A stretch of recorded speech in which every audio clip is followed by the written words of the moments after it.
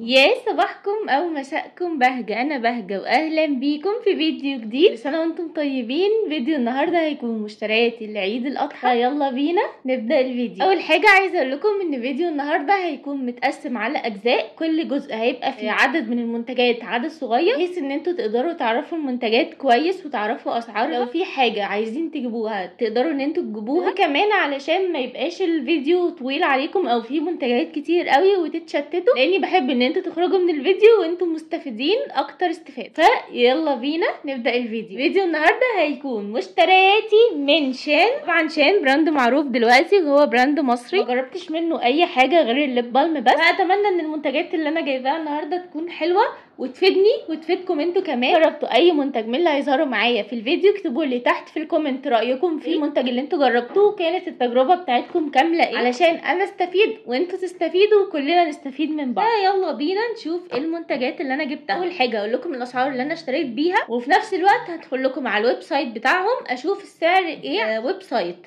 وهكتبه لكم برضو على الشاشه لو السعر يختلف عن اللي انا جبته من الواقع، يعني بحيث ان انتوا يعني تكونوا عارفين الاسعار كلها. طيب اول حاجه انا جايباهم من مول، فمش جايباهم من ويب سايت. فهقول لكم على العرض اللي هم عاملينه وكمان هقول لكم على الاسعار. معرفش بصراحه العرض ده متوفر اونلاين ولا لا، معرفش العرض ده موجود في الصيدليات ولا لا، لكن يعني زي ما قلت لكم هكتب لكم الاسعار والعروض اللي متاحه حاليا على الويب سايت. وعايزه اوضح ان انا بنزل فيديو كل خميس الساعه 4 باذن الله، عشان تتابعوا يعني كل الفيديوهات اللي جايه وتتابعوا كمان بقيه المشتريات. وكمان ما تنسوش تعملوا لي سبسكرايب عشان تشوفوا كل الفيديوهات اللي جايه. اول حاجه العرض اللي هم كانوا عاملينه ان انتوا تشتروا منتجين، اي منتجين عندهم بتاخدوا منتج تالت هديه. المنتج التالت ده هم محددينه، يعني انتوا ما بتختاروش بمزاجكم، انتوا بتختاروا بس المنتجين وهم بيدوكم المنتج التالت هديه. فتمام، يعني عرض حلو، لان كده كده المنتج التالت حلو برضو، يعني مش اي منتج وخلاص. يلا بينا نشوف عشان رغيت كتير. اول حاجه بس كده تقولوا شاي، اول حاجه تيجي في دماغكم وهو منتج واحد بس،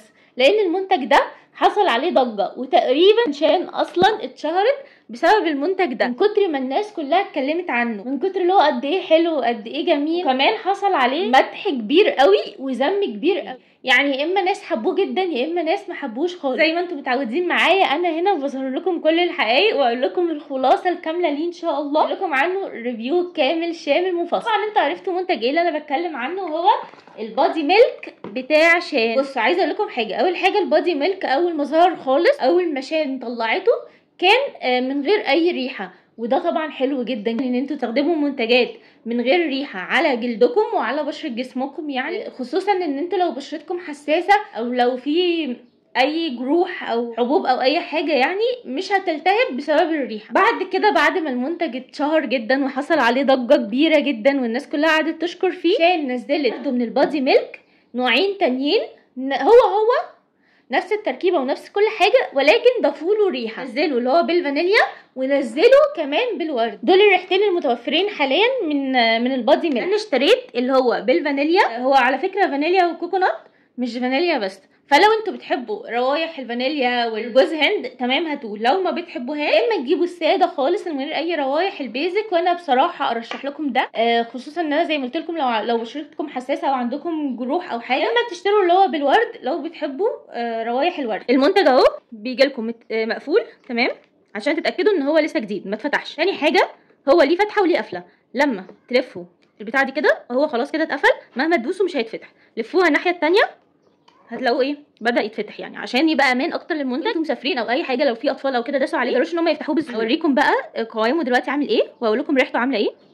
بصوا بصراحه القوام خفيف جدا، انا حطيت كتير قوي، ما تحطوش كتير كده الا لو فردوه يعني على ايديكم كلها عشان ما يبقاش كتير قوي اوفر. اول حاجه لاحظتها وانا بفرد كده الريحه طلعت، فريحته قويه، مش قويه ان هي تضايقكم، قصدي ان هي بتنتشر بسرعه، يعني تقدروا ان انتوا تشموها بسرعه، فخلوا بالكم من النقطه دي عشان لو خارجين. الريحه حلوه، الريحه حلوه جدا، الفانيليا هاديه، الكوكونات ميكس حلو جدا. فكرني ببادي لوشن موجود في باسم بادي كان تقريبا اسمه ورم فانيليا، حاسه الريحه فيها منه قوي، فيها منه جدا. الريحه هاديه، الفانيليا مش قويه، مش قويه القوه اللي هي تضايقكم او تجزع كده نفسكم، اللي هو عارفين انتوا لما تشموا اي منتج كده تحسوا ان في الحاجه قويه قوي، ان انت كيكه مثلا داخله الفرن، لا ده مش كده خالص. الكوكونات جامد قوي ولا الفانيليا جامده قوي بصراحه، ريحه حلوه قوي. افوبا عامله بادي ميست بالفانيليا والكوكونات بصراحه مش حلو الريحه، يعني بالنسبه للفانيليا والكوكونات اللي في بادي ميست لا، تجزع جدا جدا جدا النفس، قويه قوي. لو انت ما بتحبيش الحاجات الشجري قوي دي لا مش هتعجبك خالص. ممكن تعجبك وممكن تحبيه لان هي ريحه هاديه، فبصراحه عجبني. هنشوف بقى هل هيبقى حلو، الريحه هتقعد قد ايه، الترطيب هيفضل قد ايه. هو هنا بيقول ان الترطيب بيقعد 72 ساعه، دي حاجه حلوه قوي، بس اعتقد ان انتوا مش هتستحملوا 72 ساعه. تغسلوا جسمكم، هتغسلوا ايديكم مثلا وتقوموا حاطين، اعتقد يعني محدش هيسيبه 72 ساعه. هو للبشره الجافه، فهنشوف برده هو حلو ولا لا. كمان هو 300 مللي وحجمه كبير قوي، ان هو 300 مللي. سعره كان كام؟ السعر اللي انا اشتريته بيه كان ب 220 جنيه. انا شايفه ان هو حلو. انا حوالي سنه مثلا سالت عليه كان ب 200 جنيه، فبصراحه بالنسبه لي ان هو لا السعر عادي. بس بقى هنشوف هل ترطيبه حلو، هل الريحه بتقعد قد ايه، كل الكلام ده هيأثر على سعره. يعني لو ترطيبه بيقعد كتير، ريحته بتفضل ثابته، كل الحاجات دي طبعا هتفرق، هيبقى 200 جنيه او 220 حلوين جدا. فده اول منتج اشتريته. المنتج الثاني اللي اشتريته برده سمعت ناس اتكلموا عنه، وهو الكريم المرطب بتاع شان. الكريم ده للبشره الحساسه وللبشره الجافه. انا طبعا جبته عشان للبشره الجافه، منه للبشره الدهنيه والمختلطه بيبقى جل. تمام، فالبشره الجافه تجيب الكريم اهو مكتوب عليه كريم، التاني مكتوب عليه جل. تمام، دي اهم نقطه. تاني نقطه هو المفروض ان فيه فيتامين. بصراحه مش عارفه يعني هل هيبقى حلو ولا لا عشان انا ما جربتوش، لكن يعني هنجربه ان شاء الله مع بعض. وكمان هعمل لكم مقارنه ما بينه وما بين مويست وان، هنشوف انهي كريم احسن وانهي بيرطب اكتر، بيقعد وقت قد ايه، كل حاجه هقولها لكم. كمان هنقارن ما بين الاسعار ونشوف الدنيا ماشيه ازاي. استنوا ريفيو عن بادي ميلك بتاع شان، وريفيو عن الكريم بتاع شان كريم البشره، وكمان استنوا مقارنه ما بين كريم البشره بتاع شان وكمان ما بين مويست وان. انا عملت ريفيو عن مويست وان هسيبه لكم تحت في الكومنت. هو بيقولوا ان هو للبشره الجافه يتحط من مرتين ل3، فهنجرب ونشوف ايه الدنيا. ده حجمه 120 جرام، فحجمه حلو. هوريكم شكله من جوه عشان ما شفتوش بصراحه من جوه. ايه ده؟ دي بتحطوها تقريبا كده، تمام، عشان لما يخلص تعرفوا تنزلوا اعتقد يعني. فلو حلوه لو كده يعني فعلا هيبقى الموضوع حلو، بس انا معرفش بتدخل ازاي، تصدقوا مش عارفه. ما علينا، يعني لما يقرب يخلص هكتشف معاكم. بصوا هو حجمه هو رفيع بس 120 جرام حلوين. هوريكم بس قوامه. بصوا شكله خفيف قوي، يعني هو يعني البشره الجافه المفروض يبقى تقيل. المهم يعني بصوا خفيف جدا، لا خفيف قوي. بصوا بمجرد ما حطيته خلاص ملوش ريحه، يعني ملوش ريحه، وده حلو طبعا عشان البشره المفروض ما يبقاش ليه ريحه عشان البشره ما تلتهبش يعني. فعلى العموم هنجربه مع بعض ان شاء الله واقول لكم رايي فيه ايه. ويعني يا رب يكون كويس. وهنشوف انهي احسن، يعني هل تجيبوا ده او تجيبوا مويست وان. ده كان سعره 150 جنيه. تمام، هكتب لكم برده السعر على الشاشه. فالعرض كان ان انتوا تاخدوا 2 وعليه واحده هديه. فايه هي الواحده الهديه اللي انا خدتها؟ هي كانت المايسلر ووتر بتاعه شان. انا جبتها قبل كده في الشانل، بس هجربها تاني واقول لكم رايي فيها.